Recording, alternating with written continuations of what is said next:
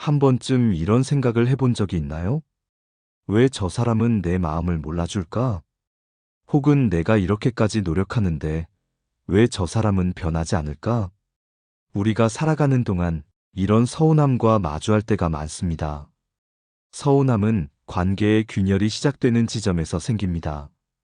작은 오해가 쌓이고 말하지 못한 감정들이 고여 결국에는 관계를 어긋나게 만들죠. 그리고 이 과정에서 가장 큰 희생자는 바로 나 자신이 됩니다. 왜냐하면 상대방의 행동에 서운해하는 시간 동안 나는 나를 잃어가고 있기 때문입니다. 오늘은 바로 이 주제에 대해 이야기하려고 합니다. 상대방이 서운하게 만들 때 그 서운한 점을 스스로 고치도록 슬기롭게 유도하는 방법입니다. 그리고 더 나아가 우리 자신의 감정도 지켜내는 방법을 다뤄볼까 합니다. 먼저 사연 하나를 소개해 볼게요. 현주라는 분이 보내주신 이야기입니다. 현주는 5년 넘게 친하게 지낸 친구가 있었습니다. 서로 많은 추억을 쌓으며 힘든 순간을 함께 견뎌낸 친구였죠. 하지만 최근 몇 달 사이 그 친구의 태도는 조금씩 변하기 시작했습니다. 현주가 아무리 힘든 일을 겪고 있어도 그 친구는 대수롭지 않게 넘기기 일쑤였고 약속 시간에 늦는 것도 다반사였습니다.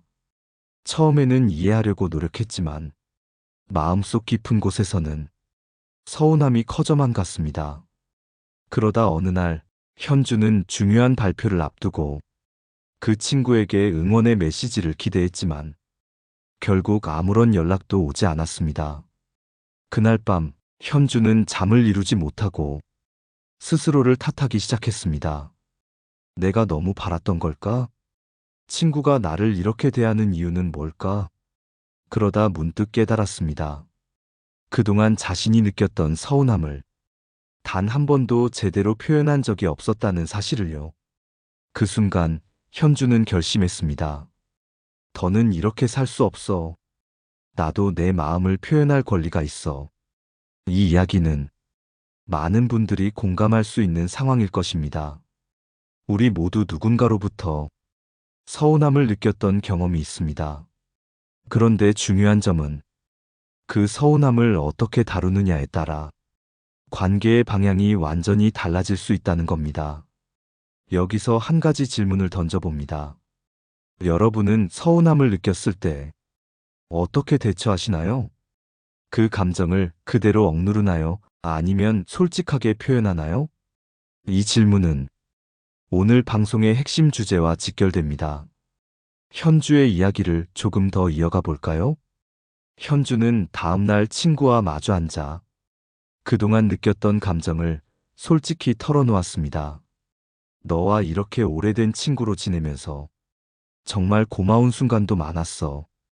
하지만 요즘 네가 나를 대하는 태도 때문에 내가 소중하지 않은 사람처럼 느껴져. 그게 너무 힘들어.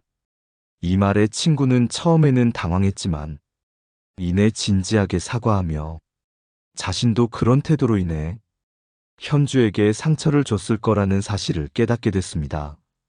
이후 그들은 서로의 마음을 좀 더 이해하고 더 건강한 관계를 만들어갈 수 있었습니다. 여기서 중요한 교훈은 우리가 서운함을 표현할 때 상대방을 비난하거나 그들의 잘못만을 지적하는 것이 아니라 내 감정을 솔직히 전달해야 한다는 점입니다. 그것이 바로 상대방이 스스로 자신의 태도를 돌아보게 하는 첫걸음이 됩니다.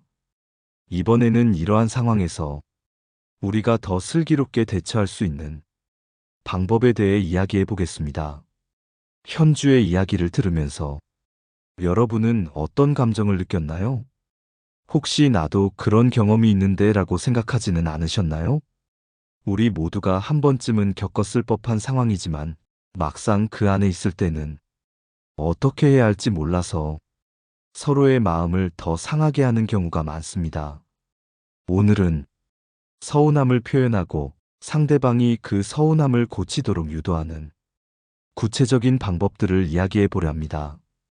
이 이야기는 단순히 인간관계뿐만 아니라 우리 자신을 지키는 데에도 큰 도움을 줄 것입니다. 첫 번째로, 우리는 서운함을 느꼈을 때 왜 제대로 표현하지 못하는지 생각해 볼 필요가 있습니다. 어떤 분들은 괜히 말해서 관계가 더 나빠질까봐, 혹은 말해도 달라지지 않을 것 같아서 라는 이유로 감정을 삼키곤 합니다. 하지만 이렇게 마음속에 쌓인 감정은 결국 더 큰 문제로 돌아옵니다. 마치 바닷물 속에 가라앉은 작은 돌멩이가 파도에 의해 서서히 부서지는 것처럼요. 사연 하나를 더 소개할게요. 준호라는 분은 직장에서 동료와 자주 갈등을 겪었습니다. 그 동료는 늘 자신이 맡아야 할 일을 준호에게 떠넘기곤 했습니다. 처음에는 동료니까 도와줘야지라는 마음으로 그 부탁을 들어줬지만 시간이 지나면서 그 행동이 당연하게 여겨지는 것이 점점 준호를 지치게 만들었습니다. 결국 준호는 회사로 가는 발걸음조차 무겁게 느껴지기 시작했습니다. 준호는 혼자 소가리를 하며 고민했지만 결국 자신이 더 이상 감정을 억누를 수 없다는 것을 깨달았습니다. 그는 한 주가 끝나는 금요일, 동료와 퇴근 후에 따로 만나 이야기를 꺼냈습니다. 너와 함께 일하는 것이 좋지만 솔직히 네가 나에게 일을 자주 떠넘기는 것 때문에 힘든 순간이 많았어. 너도 바쁘겠지만 이건 나 혼자 감당하기엔 너무 벅차. 준호는 화를 내거나 상대방을 비난하지 않고 자신의 감정을 차분히 설명하며 상대방이 상황을 이해할 수 있도록 했습니다.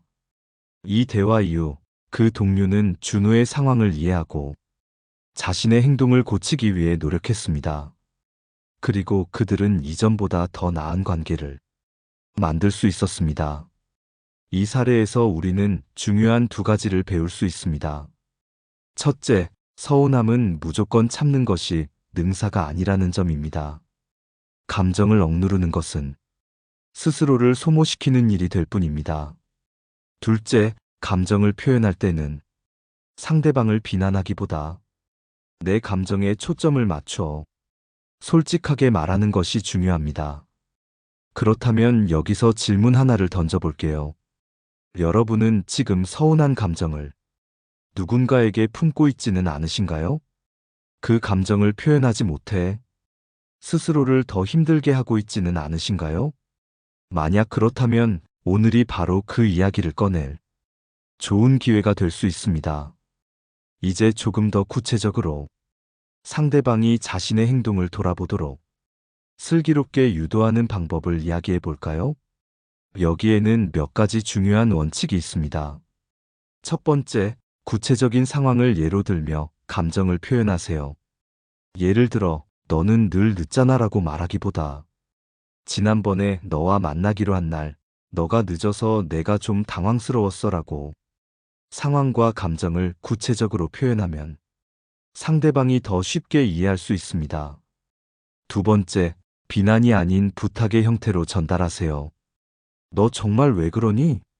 라고 비판하는 대신 앞으로는 약속 시간을 조금 더 지켜주면 좋겠어라고 긍정적인 방향으로 표현하는 것이 좋습니다. 이렇게 하면 상대방이 방어적이 되는 것을 막을 수 있습니다. 세 번째, 상대방의 입장도 이해하려는 태도를 보이세요. 서운함을 표현할 때, 네 입장을 이해하지만 나는 이런 점이 힘들었어라고 말하면 상대방도 자신의 행동을 더 쉽게 돌아볼 수 있습니다. 이번에는 철학자의 말을 하나 소개하며 이야기를 이어가겠습니다. 고대 그리스 철학자 에피쿠로스는 이렇게 말했습니다. 우정이란 서로의 부담을 덜어주는 것이다. 이 말처럼 우리는 관계 속에서 서로의 무거운 짐을 나누어 가질 때 진정한 유대를 느낄 수 있습니다. 그러나 그 유대가 균형을 잃게 될 때 그 짐은 더 이상 나눌 수 없는 고통이 되기도 합니다. 다음으로는 더 깊이 있는 방법들을 함께 이야기해 볼게요. 이번에는 상대방이 자신의 행동을 고치도록 슬기롭게 유도하는 구체적인 방법을 조금 더 깊이 들여다보겠습니다. 먼저 우리가 상대방에게 서운함을 느끼는 순간은 대부분 그들이 우리 기대에 미치지 못할 때입니다. 그 기대는 때로는 우리가 명확히 표현하지 못했거나 상대방이 알지 못한 상태에서 형성된 경우가 많습니다. 따라서 첫 번째 중요한 원칙은 기대를 명확히 하는 것입니다. 가령 직장에서 자주 반복되는 상황을 예로 들어볼게요. 한 동료가 늘 중요한 회의 준비를 소홀히 해서 팀 전체가 곤란을 겪는다면 그때는 그 동료에게 직접적인 지적보다 회사의 목표와 팀의 기대를 다시 상기시키는 방법이 효과적일 수 있습니다. 예를 들어, 이번 회의는 정말 중요했어요. 팀이 함께 준비했으면 더 좋은 결과를 낼 수 있었을 거예요. 다음번에는 우리가 더 잘 협력할 수 있도록 준비 과정에 함께 참여해 주셨으면 좋겠어요. 이렇게 구체적인 상황과 기대를 함께 전달하면 상대방이 자신의 행동을 돌아보게 할 수 있습니다. 두 번째로 중요한 것은 긍정적인 강화입니다. 사람은 누구나 자신이 한 노력이나 좋은 행동이 인정받을 때 더 나은 방향으로 나아가고 싶어 합니다. 이를 실생활에서 어떻게 적용할 수 있을까요? 이야기를 하나 들려드릴게요. 지연 씨는 가족 모임에서 늘 어머니와 부딪히곤 했습니다. 특히 어머니는 지연 씨의 이야기를 자주 끊고 자신의 의견을 강하게 주장하곤 했습니다. 이로 인해 지연 씨는 대화를 하다 보면 어머니와 다투게 되는 일이 잦았습니다. 하지만 어느 날 지연 씨는 작은 변화를 시도했습니다. 대화 중에 어머니가 지연 씨의 의견에 동의하거나 경청하는 태도를 보였을 때 그 점을 바로 칭찬한 겁니다. 엄마가 내 말을 끝까지 들어주니까 정말 고마워요. 엄마랑 이렇게 얘기하니까 내 마음이 한결 편안해졌어요. 이렇게 긍정적인 강화로 어머니에게 고마움을 표현하니 어머니도 자연스럽게 이전보다 더 경청하려고 노력하게 되었습니다. 여기서 우리는 작은 변화가 어떻게 큰 결과를 만들어내는지 알 수 있습니다. 상대방이 고치기를 바라는 행동을 단순히 지적하는 것이 아니라 그 반대의 행동을 했을 때 바로 칭찬하고 긍정적으로 강화하면 변화를 더 빠르게 유도할 수 있습니다. 세 번째로 상대방에게 선택권을 주는 것이 중요합니다. 사람은 강요받거나 압박을 받는 상황에서는 대체로 저항하려는 심리가 생깁니다. 하지만 선택권을 제공하면 스스로 행동을 돌아보게 될 가능성이 높아집니다. 이를 어떻게 실천할 수 있을까요? 가령 친구와 약속을 잡을 때 늘 친구가 늦는 것이 문제라면 앞으로 시간을 더 잘 지키자고 강요하기보다 우리가 더 즐거운 시간을 보내려면 어떻게 하는 게 좋을까? 라는 식으로 선택권을 묻는 것이 효과적입니다. 상대방이 스스로 문제를 인식하고 해결책을 제안하도록 유도하는 겁니다. 마지막으로 공감의 언어를 사용하는 것이 필요합니다. 상대방은 자신이 비난받고 있다고 느끼는 순간 문제를 해결하려는 태도보다 방어적인 태도를 먼저 취합니다. 따라서 비판보다는 상대방의 상황과 감정을 이해하는 공감의 언어를 사용해야 합니다. 예를 들어, 너는 왜 그렇게 행동하니? 라는 말은 너도 많이 바빴겠지만 네가 나에게 조금만 더 신경 써줬으면 좋겠어로 바꾸어 표현할 수 있습니다. 이런 공감의 언어는 상대방이 마음의 문을 열고 대화에 더 적극적으로 임하도록 도와줍니다. 여기서 저는 프랑스의 철학자 장 자크 루소의 말을 인용하고 싶습니다. 인간의 마음은 따뜻함 속에서 성장하고 차가운 비판 속에서 움츠러든다. 우리의 관계 속에서 상대방에게 따뜻함을 전하는 언어는 더 나은 변화를 가져올 수 있는 강력한 도구가 됩니다. 이번에는 이 원칙들을 어떻게 일상생활에서 더 구체적으로 실천할 수 있는지 다양한 사례를 통해 이야기해 보겠습니다. 이번에는 우리가 일상에서 상대방의 서운한 행동을 스스로 고치도록 유도하는 다양한 방법을 구체적으로 살펴보겠습니다. 가장 먼저 사람과의 관계에서 중요한 원칙 중 하나는 상대방의 입장을 이해하려는 노력입니다. 우리는 흔히 누군가의 행동이 서운하다고 느낄 때 그 사람의 의도와 상관없이 행동 자체를 문제 삼습니다. 하지만 그 행동이 나타난 이유를 이해하려 하면 새로운 관점을 얻을 수 있습니다. 예를 들어 볼게요. 은희 씨는 회사에서 자신의 아이디어를 상사에게 제안할 때마다 상사가 그녀의 말을 끊고 새로운 아이디어를 내세우는 일이 반복되었습니다. 처음엔 상사가 자신의 아이디어를 존중하지 않는다고 생각해 불쾌함을 느꼈지만 어느 날 은희 씨는 상사와의 대화 중에 그 행동의 이유를 물어보았습니다. 상사는 사실 회의 시간 압박과 성과에 대한 부담 때문에 자신도 모르게 서두르다 보니 그런 행동을 하게 되었다고 설명했습니다. 상황을 이해한 은희 씨는 다음부터 상사가 더 여유롭게 자신의 말을 들을 수 있도록 아이디어를 간결히 정리해 효율적으로 전달하는 방법을 시도했습니다. 그 결과 상사도 은희 씨의 의견을 더 적극적으로 경청하게 되었습니다. 이처럼 상대방의 입장을 이해하려는 태도는 그 사람이 변화할 가능성을 열어줍니다. 두 번째로, 대화를 통해 서운함을 자연스럽게 표현하는 방법도 중요합니다. 그런데 여기서 핵심은 비난이 아닌 느낌과 경험을 전달하는 것입니다. 너 때문에라는 말은 종종 방어적인 반응을 초래하지만 나는 이런 기분이 들었어라는 식의 표현은 상대방에게 상황을 이해시키고 공감을 얻는 데 효과적입니다. 하나의 사례를 들어보겠습니다. 진호 씨는 친한 친구가 항상 약속 시간에 늦는 것 때문에 점점 더 짜증을 느끼게 되었습니다. 하지만 친구에게 왜 이렇게 시간을 안 지키니? 라고 말하기보다 너를 기다리면서 혼자 있을 때 조금 외롭고 힘들어라고 자신의 기분을 솔직히 표현했습니다. 그러자 친구는 그 말에 진심으로 미안함을 느끼고 다음부터 시간을 더 잘 지키기 위해 노력하게 되었습니다. 세 번째로, 상대방에게 행동의 변화를 요청할 때 작은 목표를 설정하는 것이 좋습니다. 한 번에 큰 변화를 기대하기보다는 실천 가능한 작은 변화를 요청하면 상대방이 부담 없이 행동을 바꿀 가능성이 높아집니다. 가령 가족 중 한 사람이 청소에 무관심한 태도로 일관한다면 왜 너는 청소를 안 하니?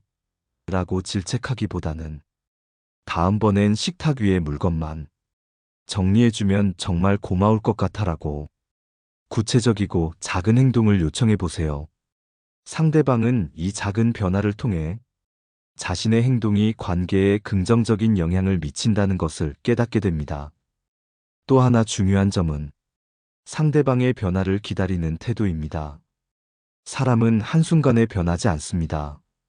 변화는 시간이 필요하고 때로는 실패를 경험하면서 이루어집니다. 그래서 인내심을 가지고 상대방의 변화 과정을 응원하는 태도가 필요합니다. 한 가지 사례를 더 이야기해 볼게요. 혜진 씨는 남편이 가끔씩 집안일을 도와주는 대신 자신만의 시간을 갖고 싶어 한다는 것을 알게 되었습니다. 혜진 씨는 처음엔 불만을 품었지만 곰곰이 생각한 끝에 남편에게 스스로 시간 관리를 하면서도 집안일에 조금씩 참여하도록 격려하기로 했습니다. 당신이 설거지를 해주면 내가 나머지를 처리할게라는 말을 통해 상대방이 변화를 시작할 수 있는 기회를 만들어준 것입니다. 변화는 서로의 신뢰를 바탕으로 이루어집니다. 상대방이 우리를 믿고 편안하게 행동을 돌아볼 수 있을 때 비로소 진정한 변화를 경험할 수 있습니다.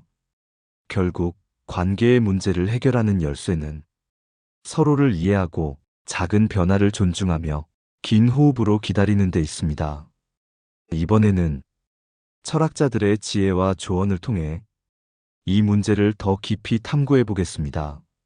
이번에는 철학자와 전문가들의 지혜를 빌려 상대방이 서운한 행동을 스스로 고치도록 유도하는 방법을 더 깊이 탐구해 보겠습니다. 우선 관계에 대한 철학적 접근에서 가장 자주 인용되는 철학자 중 한 명은 아리스토텔레스입니다.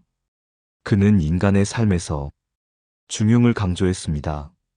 이는 극단적인 태도나 감정에서 벗어나 균형 잡힌 상태를 유지하는 것이 행복한 삶과 건강한 관계를 만든다는 의미입니다. 여기서 우리는 누군가가 우리를 서운하게 했을 때 그들을 비난하거나 반대로 무조건 참는 대신 균형을 찾는 태도가 필요하다는 점을 배울 수 있습니다. 예를 들어 친구가 약속을 지키지 않아 서운했던 경험이 있다면 무조건 참거나 폭발하는 대신 중간 지점을 찾는 대화를 시도해 보세요. 너와 함께 시간을 보내는 게 참 좋은데 약속 시간을 잘 지켜줬으면 더 기분 좋게 만남을 즐길 수 있을 것 같아. 이런 식으로 대화를 이어간다면 친구도 자신의 행동이 관계에 미치는 영향을 더 깊이 생각하게 될 것입니다. 다음으로 심리학자 칼 로저스의 이론에서 우리는 무조건적인 긍정적 존중이라는 개념을 배울 수 있습니다. 로저스는 사람들이 자신의 문제를 스스로 해결할 수 있으려면 타인의 비난이나 평가에서 벗어나 존중받는 환경이 필요하다고 주장했습니다. 이 개념은 특히 상대방의 서운한 행동을 변화시키는 과정에서 강력한 영향을 미칩니다. 한 가지 사례를 들어볼게요. 윤재 씨는 동료 직원의 무성의한 태도에 큰 실망을 느끼곤 했습니다. 그는 동료에게 너는 일을 대충대충 처리하니까 다른 사람들이 힘들어한다고 말하기보다 너와 함께 일하면 즐거운데 너의 잠재력이 더 발휘될 수 있기를 바라라고 긍정적인 메시지를 전달했습니다. 이 접근법은 동료가 자신의 태도를 돌아보고 변화를 시작하도록 동기를 부여했습니다. 이와 유사하게 유명한 중국 철학자 노자는 행하지 않음으로 행한다는 무의의 철학을 강조했습니다. 이는 강압적으로 상대를 변화시키려 하기보다 자연스럽게 변화를 유도하는 방법을 의미합니다. 무의는 우리가 상대방이 자신의 행동을 스스로 깨닫고 자발적으로 변화하도록 적절한 환경과 기회를 제공하는 태도를 배울 수 있도록 해줍니다. 이러한 철학적 지혜는 현대 심리학에서도 효과적인 방법으로 실제로 사용됩니다. 예를 들어 어린 자녀가 장난감을 어지럽혔다고 해서 왜 이렇게 어질렀니? 라고 질책하기보다 네가 장난감을 정리하면 방이 더 예뻐질 거야 라고 긍정적인 메시지를 전달한다면 아이 스스로 자신의 행동을 돌아보고 정리하는 습관을 가지게 됩니다. 철학자들의 조언은 결국 우리에게 한 가지 중요한 메시지를 전달합니다. 상대방을 변화시키려면 강압적인 방법이 아니라 그들의 자발성을 존중해야 한다는 점입니다. 이는 서운한 관계뿐 아니라 모든 인간관계에서 더 건강한 소통을 가능하게 만듭니다. 마지막으로 이야기를 더 생생하게 만들어줄 한 가지 감동적인 일화를 나눠볼까 합니다. 어느 작은 마을의 목수였던 한 남자는 아내와의 갈등으로 고민하고 있었습니다. 아내는 항상 남편이 집안일에 무관심하다며 서운해했고 남편은 자신의 방식이 틀리지 않다고 주장했습니다. 하지만 어느 날 남편은 우연히 자신이 만든 가구 위에 아내가 새겨둔 글귀를 발견했습니다. 그 글귀는 너의 손끝에서 만들어진 것은 우리 삶의 일부가 된다라는 내용이었습니다. 이 메시지를 읽은 남편은 자신의 행동이 아내에게 얼마나 큰 영향을 미치는지 깨닫고 집안일에 더 적극적으로 참여하기 시작했습니다. 아내는 남편의 변화를 보며 조용히 미소 지었고 두 사람은 서로의 관계에서 더 큰 행복을 느낄 수 있었습니다. 결국 우리의 말과 행동은 상대방의 변화를 이끌어내는 씨앗이 됩니다. 그 씨앗을 심고 성장하도록 기다리는 인내심이 건강한 관계를 만들어 갑니다. 이번에는 실생활에서 구체적으로 적용할 수 있는 실천적인 방법들에 대해 더 자세히 살펴보겠습니다. 이번에는 우리가 일상에서 활용할 수 있는 구체적인 방법들에 대해 이야기해 보겠습니다. 이 방법들은 상대방이 서운한 행동을 스스로 고치도록 유도하는데 큰 도움을 줄 것입니다. 우선 첫 번째 방법은 칭찬과 요청의 균형을 맞추는 것입니다.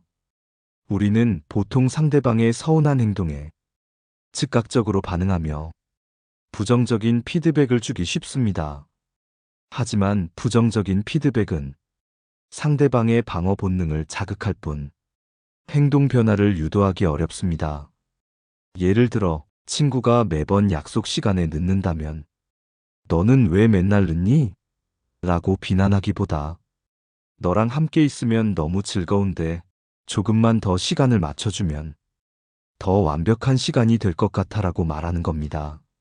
이렇게 긍정적인 칭찬과 요청을 균형 있게 전달하면 상대방은 비난받는 느낌 대신 격려받는 느낌을 받을 수 있습니다.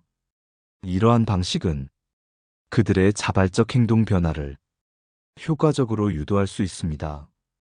두 번째로 감정을 구체적으로 표현하기입니다. 많은 사람은 서운한 감정을 느끼면서도 그 이유를 정확히 설명하지 못하는 경우가 많습니다. 감정을 애매하게 전달하면 상대방은 상황을 잘못 이해하거나 왜 변화가 필요한지 깨닫지 못할 수 있습니다. 한 사례를 들어보겠습니다. 미영 씨는 남편이 결혼기념일에 선물을 준비하지 않은 것에 크게 서운했습니다. 처음에는 화난 얼굴로 왜 나를 무시하는 거야? 라고 말했지만 이후 그녀는 자신의 감정을 좀 더 구체적으로 표현하기로 했습니다. 결혼기념일이 우리에게 특별한 날이라고 생각했는데 그날 아무것도 준비하지 않은 모습을 보고 내가 소중하지 않다는 생각이 들어 많이 서운했어. 이렇게 감정을 명확히 전달하면 상대방은 상황을 더 잘 이해하고 행동을 고치려는 동기를 가지게 됩니다. 세 번째는 모델링 효과를 활용하기입니다. 심리학에서는 사람들이 주변인의 행동을 보고 따라하려는 경향이 있다고 말합니다. 우리가 바라는 행동을 스스로 먼저 보여준다면 상대방도 자연스럽게 영향을 받을 가능성이 높습니다. 예를 들어 직장에서 동료가 회의 중에 항상 말을 끊는 행동을 한다면 그에게 직접 지적하기보다 회의 중에 적극적으로 경청하는 태도를 보여주는 겁니다. 이런 행동은 동료에게 아, 저렇게 경청하는 태도가 더 좋은 대화의 흐름을 만든다는 메시지를 전달할 수 있습니다. 네 번째 방법은 작은 변화를 인정하며 격려하기입니다.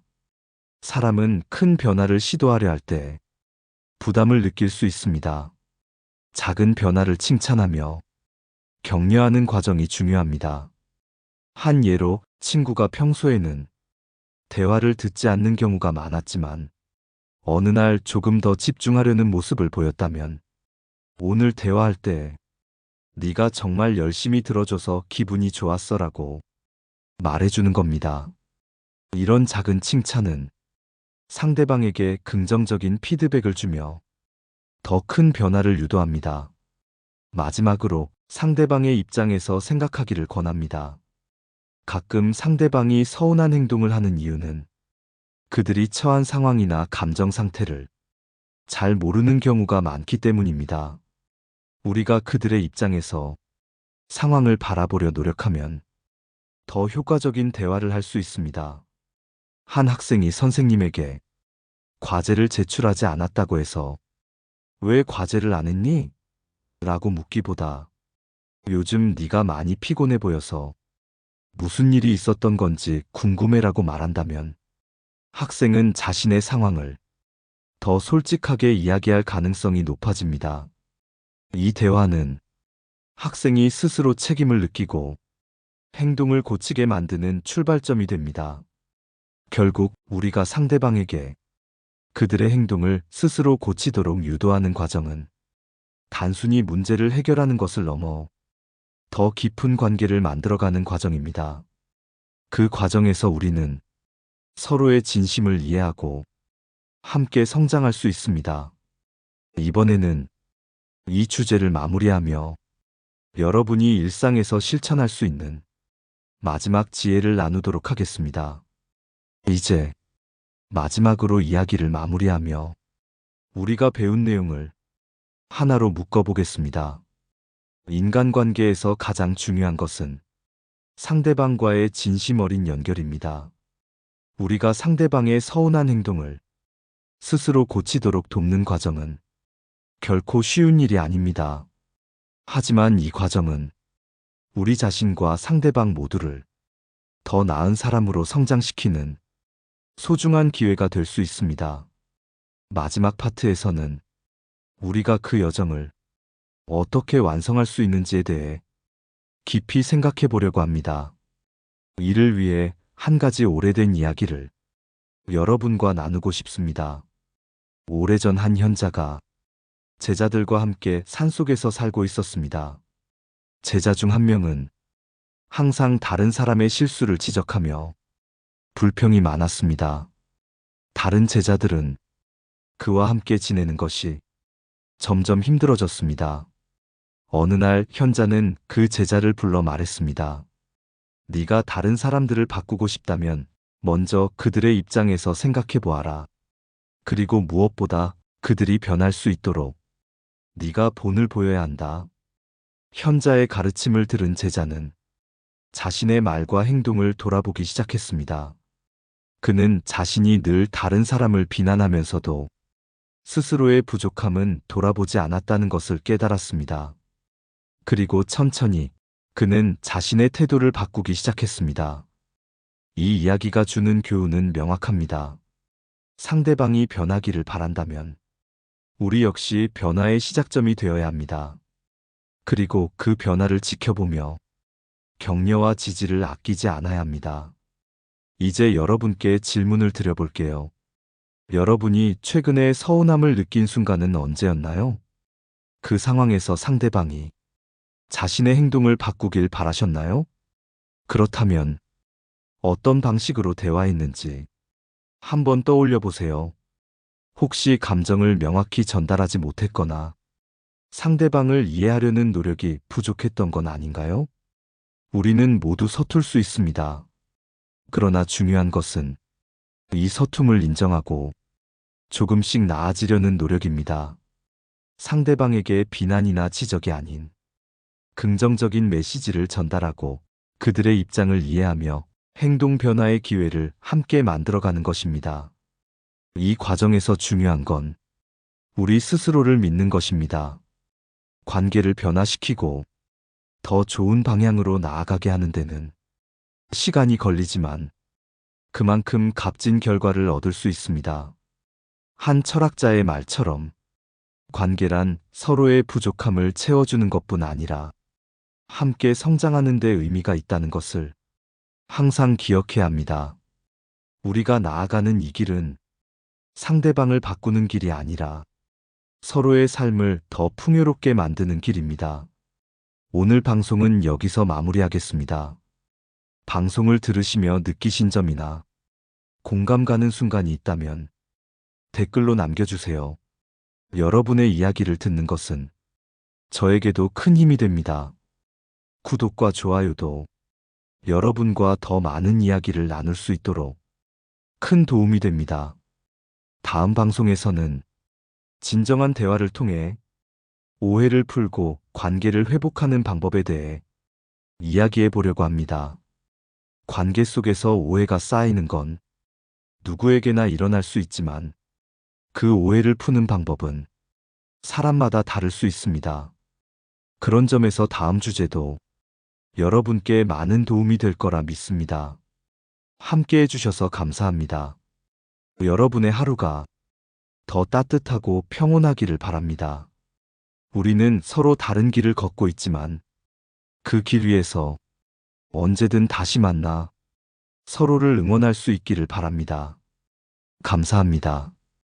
지혜의 숲이었습니다.